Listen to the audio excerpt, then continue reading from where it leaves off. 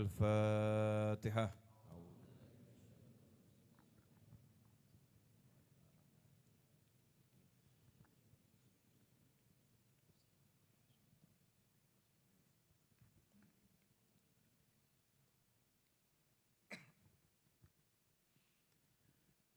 Bismillahirrahmanirrahim. Alhamdulillahi Rabbil Alamin.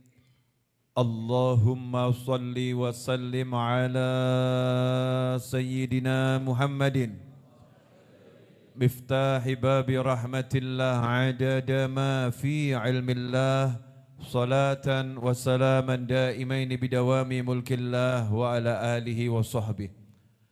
Allahumma salli ala Sayyidina Muhammadin salatan taftahu biha lana futuhal arifin wa tufaqihuna biha fid din wa ala alihi wa sahbihi. Assalamualaikum warahmatullahi wabarakatuh. Alhamdulillah, Jumat malam Sabtu bisa duduk kembali di Majlis Ar-Raudhah Solo Sihah wal Afiyah. Saya pakai tambahan Solo biar yang lagi nonton di YouTube dan platform media sosial yang lain gak nanya-nanya lagi. Sebetulnya Majlis Ar-Raudhah itu ada di mana. Mudah-mudahan saya dan antum kita semua bisa istiqomah. Terus hadir majelis ilmu dimanapun majelis itu berada sampai nanti akhir hayat kita husnul khotimah. Amin Allahumma amin. Sejatinya malam ini saya mau mulai baca kitab Idhah Asrar Ulumil Muqarrabin. Tapi saya pending sampai 2 pekan lagi insyaallah. Jumat depan Maulid, Jumat berikutnya baru akan mulai insyaallah baca kitab Idhah Asrar Ulumil Muqarrabin. Malam ini saya mau jelaskan satu tema untuk membekali diri saya sendiri dan antum semuanya dalam berdakwah dan juga menyampaikan kebaikan serta kalau punya cita-cita. Jangan tidak pede. Ya, jangan tidak pede. Jangan sampai kita itu gak percaya diri.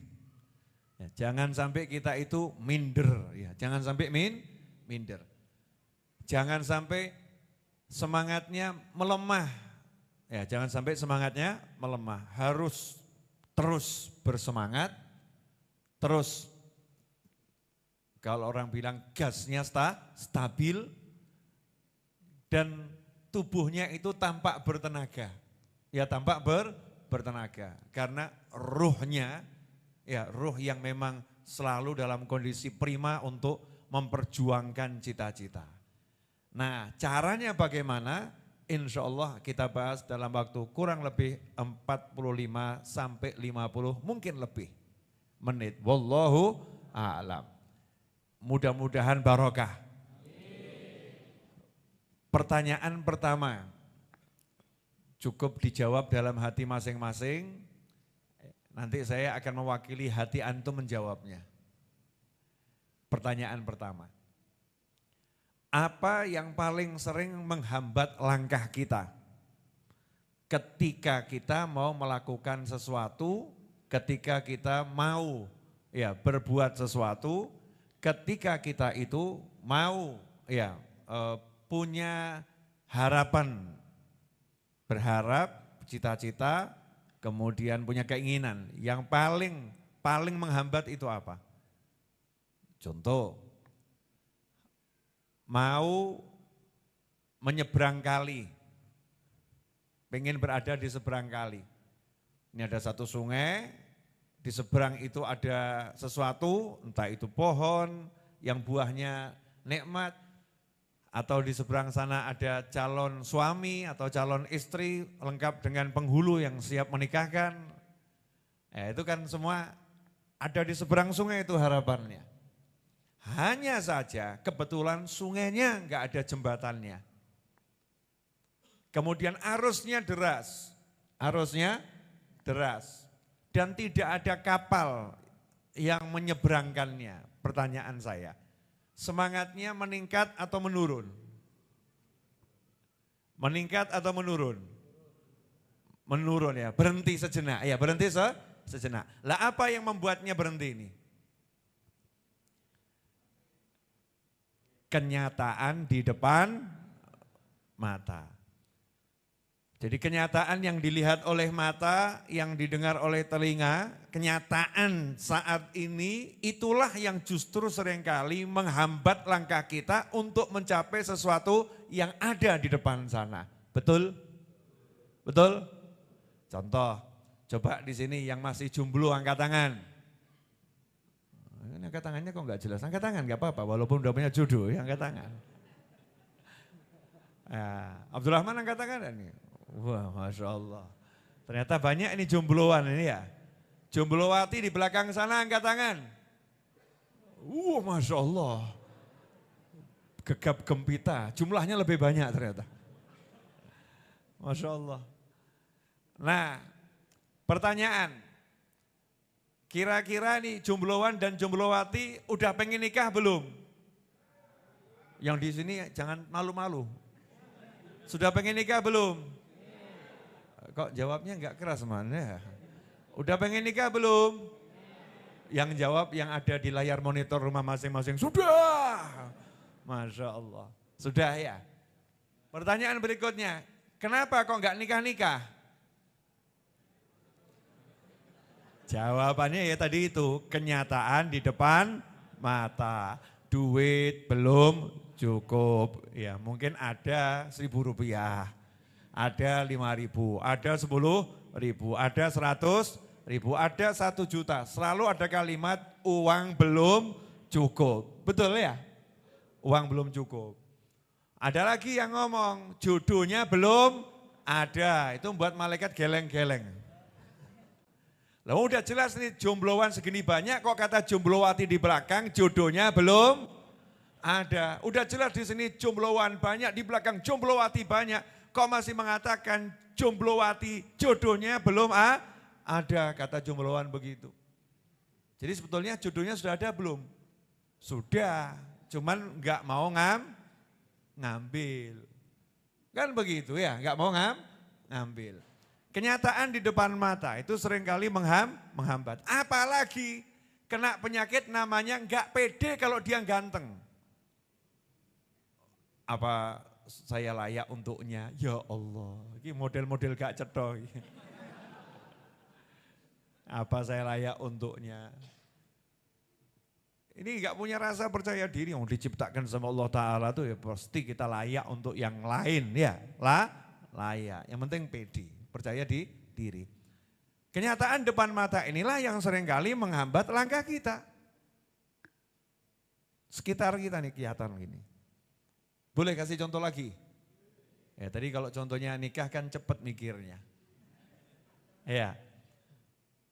Pengen pindah dari rumah ngontrak jadi beli rumah sendiri.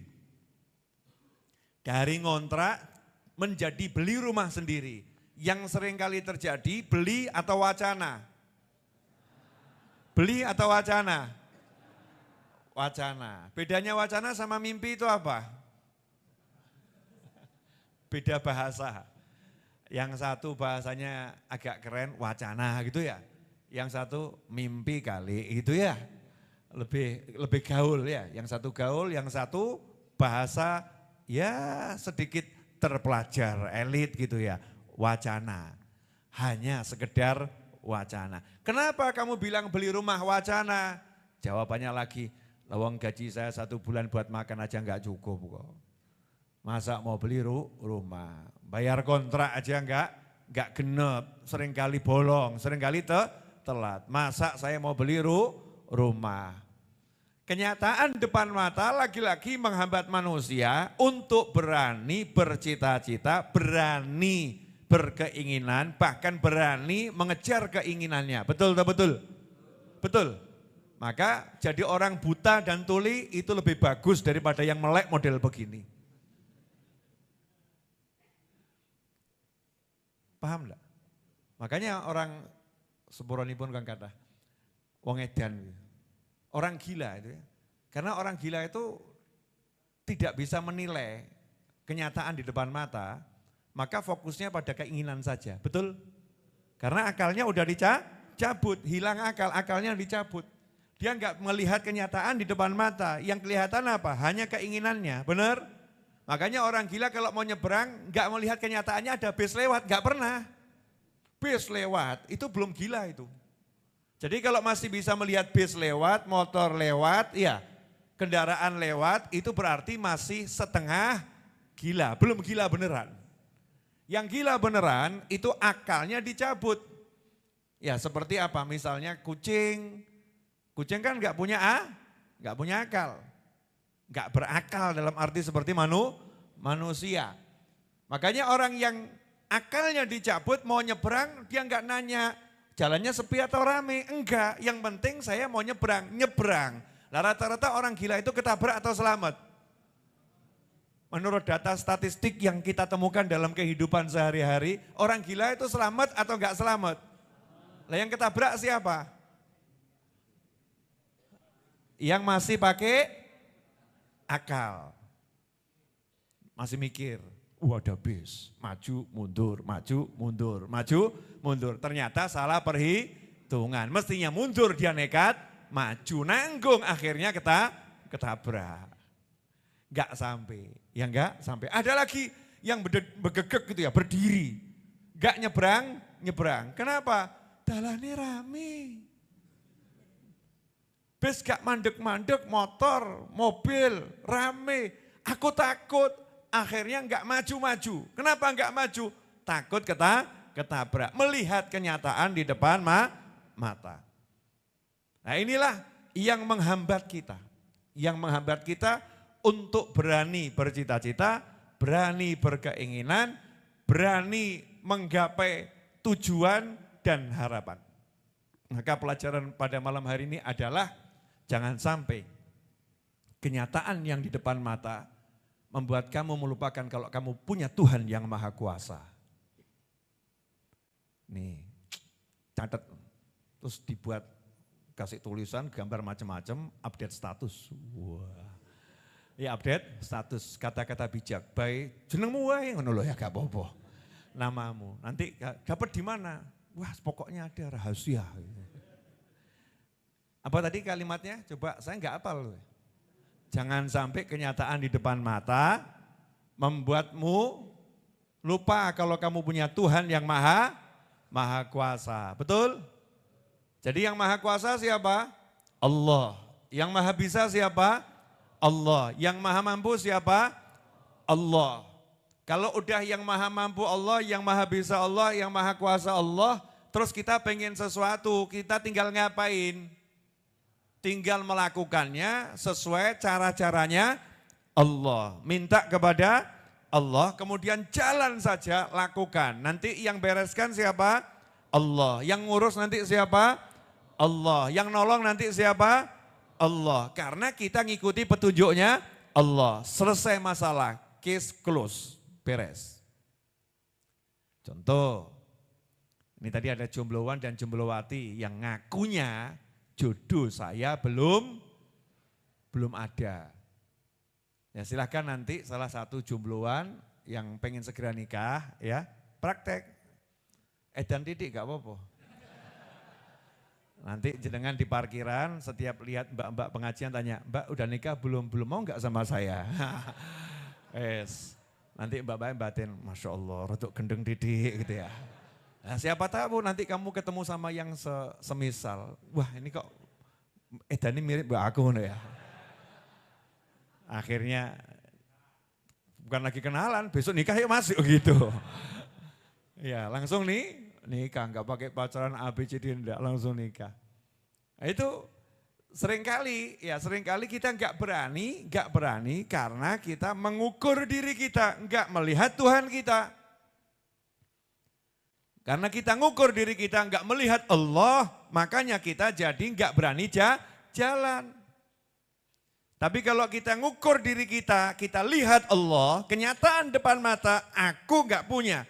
Kenyataan depan mata, aku nggak ganteng misal begitu. Kenyataan depan mata, duitku nggak cukup. Kenyataan depan mata, aku nggak punya kenalan. Kenyataan depan mata, karena tahu kenyataannya seperti itu, minta sama Allah Ta'ala. Tapi aku punya Tuhan yang maha kuasa. Allahumma, Allahumma, Allahumma, Allahumma.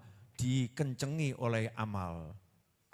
Gaspol amalnya, gaspol zikirnya. Gaspol doanya, gaspol silaturahimnya, ya, gaspol birrul walidennya. Oh tiba-tiba kok dia hasil. Orang nanya, wajahmu pas-pasan ya, tapi kok suamimu ganteng banget, kenapa? Wiridku kenceng. Masya Allah. Iya, wiridku kenceng. Saya laporan pemiliknya, dikasih yang terbaik darinya. Masya Allah. Kan begitu. Ini bukan teori ya, ini bukan teori, maaf ini bukan teori. Saya enggak jualan teori. Ya saya enggak jualan teori, saya enggak ngajarkan teori. Yang saya ajarkan ilmu pasti. Ya ilmu pasti. Yang bukan teori perlu diuji dulu. Nanti berhasilnya berapa, gagalnya berapa. Kalau banyak berhasilnya layak itu kemudian dipraktekkan. Bukan, tapi ini ilmu pasti. Kenapa saya katakan ilmu pasti? Karena ini ilmu dari Allah Subhanahu wa Ta'ala dan ilmu dari baginda Nabi Muhammad sallallahu alaihi wasallam. Dalilnya, ya alhamdulillah. Ini bab masuk dalil. Silahkan Ustadz Fuad yang membacakannya. Karena beliau hafal Quran, mudah-mudahan hafalannya semakin kuat dan terjaga, amin. Dan suaranya lebih merdu dari saya, 2 ayat itu. Silahkan. أعوذ بالله من الشيطان الرجيم بسم الله الرحمن الرحيم وإذ بوأنا لإبراهيم مكان البيت ألا تشرك بي شيئا وطهر بيتي للطائفين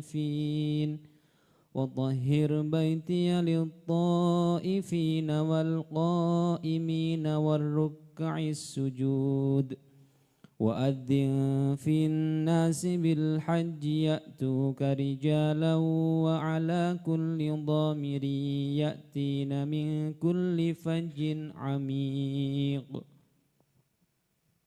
Udah. Sampai enggak terasa kalau udah selesai. Ya. Ini 2 ayat di surat Al-Hajj ya, surat Al-Hajj ayat yang ke-26 dan 27. Ini ayat yang menggambarkan tentang panggilan haji, ya panggilan haji. Saya enggak akan membahas masalah hajinya. Tapi yang saya bahas bagaimana Allah memerintahkan di ayat yang ke-27 wa'adzim finnasi bil hajj. Ya, wa'adzim finnasi bil hajj dan serulah manusia untuk mengerjakan haji. Ini kalau diterjemahkan serulah manusia, kita kok maksudnya apa ya serulah manusia gitu ya. Ini yang diperintah oleh Allah Ta'ala adalah Nabi Ibrahim alaihissalam. Siapa yang diperintah? Nabi Ibrahim alaihissalam. Diperintahnya di mana? Di Mekah Al-Mukarramah. Di depan Ka'bah. Kapan itu? Ketika saat itu Mekah masih sepi. Ya Mekah masih sepi. Ka'bahnya juga baru selesai dibangun. Dulu Ka'bah itu sudah ada, kemudian karena ada angin yang cukup kencang, Ka'bah itu kemudian hilang ya, Ka'bahnya hilang. Setelah itu Nabi Ibrahim dan Nabi Ismail alaihi wassalam diperintahkan oleh Allah Ta'ala untuk meninggikannya kembali, membangun kembali yang pondasinya sudah ada. Nah setelah itu Allah perintahkan Nabi Ibrahim alaihissalam untuk azan. Adzan di situ apa? Manggil, ngundang. Ya, disuruh ngundang. Serulah di situ artinya undang semua umat manusia. Adzin finnas. Panggil umat manusia untuk haji ke Mekah. Pertanyaan saya, saat itu sudah ada mikrofon belum? Belum. Saat itu sudah ada WhatsApp belum? Belum. Sudah ada Facebook belum? Udah ada YouTube belum? Udah ada IG belum? Udah ada internet belum? Sudah ada, ya kalau mundur sedikit Telegram? Belum, fax? Belum, nggak ada alat komunikasi yang bisa menyebarkan informasi dengan sangat cepat. Betul? Bahkan manusianya sudah ada